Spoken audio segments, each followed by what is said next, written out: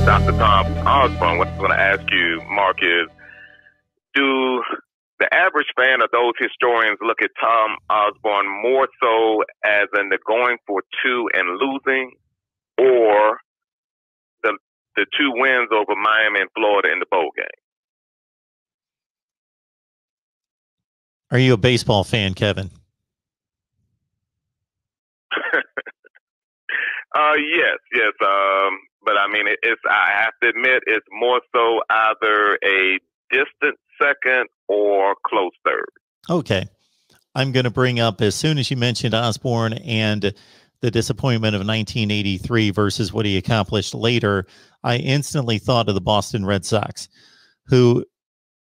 which is one of the great franchises in the history of baseball, but from 1918 on, could not win a World Series and ran into the Yankees time after time after time after time.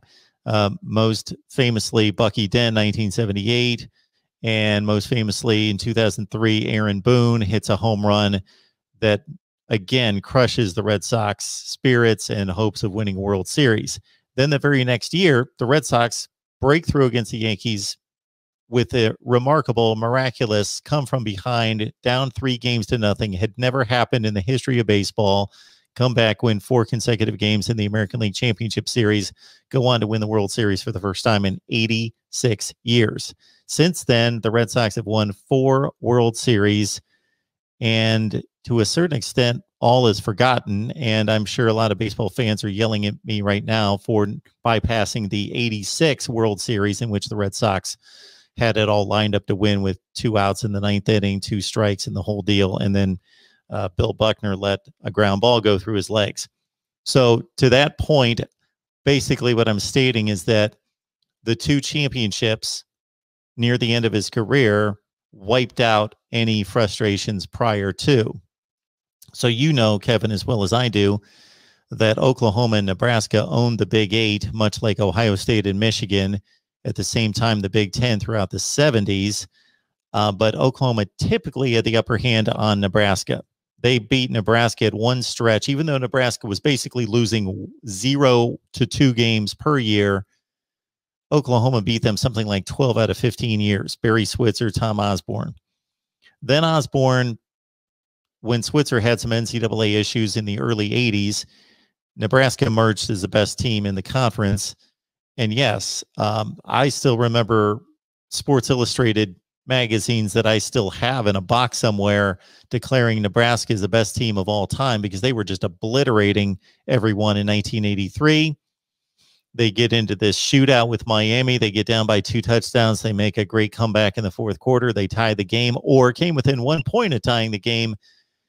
And to your point, Tom Osborne, instead of clinching a national championship, which he most certainly would have with a tie at the only undefeated team in the country, and they had blasted everyone, went for the win, was denied, and it took 10 years for him to finally climb the mountain. For a long time, it seemed during that decade that he would constantly just churn out these 10 and 11 win teams, but run into superior Miami and Florida State teams that had more speed, were prolific throwing the ball, and he just didn't have the program that could compete at that level. Until he figured a few things out. He started to recruit Florida and bring up just enough speed to complement that weight and conditioning program they had at Nebraska. And they still played generally the same style of play, but they complemented it with just enough of a passing attack. They didn't go crazy, but they complemented it with a passing attack that would keep the defense honest, and they broke through and won those national championships. And it was almost excruciatingly difficult to watch, because just prior to, much like the Red Sox and the Yankees, just prior to beating Miami in the 94 season, January 1st, 95 Orange Bowl to win the national championship, the previous season they outplayed Florida State in the Orange Bowl, which would have won a national championship, but they missed a field goal at the end of the game that would have won the game, and Bobby Bowden won his first national title. So all that said, I believe that Tom Osborne does not, I don't hear him spoken of in the same breath as some of the great coaches of all time, but his championships and winning percentage, and when I say championships, I mean within the Big Eight, and then breaking through with 2 national championships late, he has to be one of the top 5 or 6 coaches in history. Interesting. And that's the reason why I brought it up, Mark, was just simply that for whatever reason, because I try to be a historian of the game, and it's just that for whatever reason, the doggone go for 2 sticks out to me more than the Miami, running left and running right. And I could just see Warren Sapp still gasping for air as far as that particular game. And then as far as Tommy Fraser just running crazy over the University of Florida.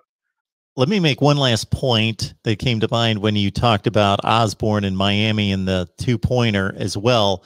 I think one of the reasons that is ingrained in everyone's mind and one of the landmark moments in college football history, not so much for what it was to see in the moment, it was more about Osborne because he was on top of the world, except for not being able to win a national championship. And then he had this great powerhouse team that was considered the greatest of all time, and they lose.